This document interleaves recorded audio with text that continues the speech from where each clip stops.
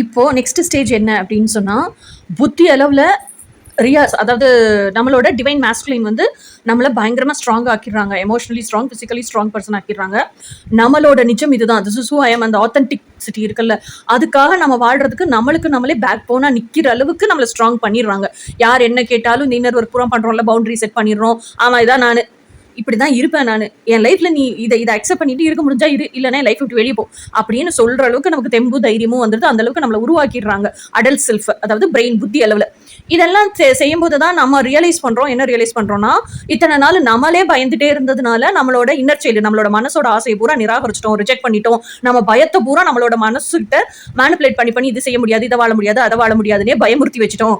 இனியாவது அந்த மனசை வந்து நம்ம வந்து பராமரிக்கணும். மனசோட ஆசை என்னவோ அதை வாழ்றதுக்கு தான் நம்ம பிறந்திருக்கோம் அப்படிங்கிற எட்டர்னல் ட்ரூத் எல்லாம் சொல்லி கொடுத்துருது டிவைன் மாஸ்குலின் வந்து புத்திக்கு சொல்லி கொடுக்குது. அப்ப வாழலாம்னு நினைக்கும் போது ஆனா மனசு என்ன பண்ணுது? மனசு சுத்தமா புத்தியை நம்ப மாட்டேங்குது.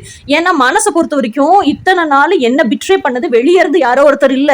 இந்த புத்தி வந்து சரி இப்ப அட்ஜஸ்ட் பண்ணிக்கலாம், இப்படிதானே வாழ்ந்தாகணும், சமூகத்துல எல்லாரும் இப்படிதானே வாழ்றாங்க அப்படின்னு சொல்லி சொல்லி சொல்லி இதை வாழ்ந்தா சமூகம் நம்மளை புறக்கணிச்சிரும், நம்மளை ஒதுக்கி வச்சிரும், நமக்கு வேற ஆப்ஷன் இல்லை அப்படின்னு மேனிபுலேட் பண்ணி அதனுடைய பயத்தை திணிச்சு மனசை பிட்ரே பண்ணது யாரு?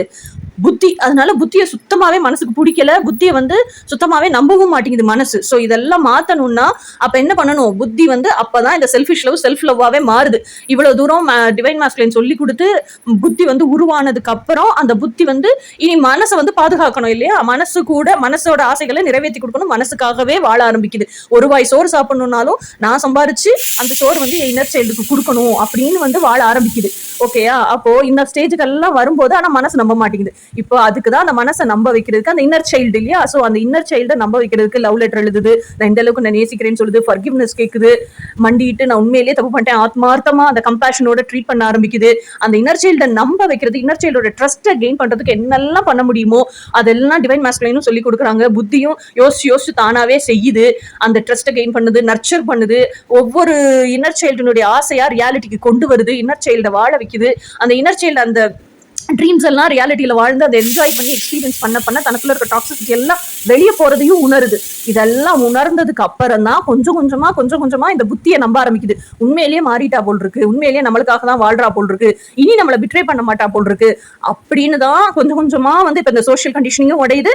அப்ப மனசு புத்தி ரெண்டும் மெர்ஜ் ஆகி அப்பதான் வந்து அந்த ஃபர்ஸ்ட் லெவல் ஆஃப் யூனியன் நடக்குது. ஸோ அப்போதான் வந்து மனசு புத்தி ரெண்டுமே சேர்ந்து எர்த்லி காம்பனண்டா கம்ப்ளீட் செல்ஃபா உருவாக ஆரம்பிக்குது. அப்போ புத்தி கம்ப்ளீட்லி ஒரு பேரண்டா இன்னர் சைல்டுக்காகவே வாழ ஆரம்பிக்குது, இன்னர் சைல்டும் ஹாப்பியா இருக்க ஆரம்பிக்குது. So this is how inner child heal ஆகும்.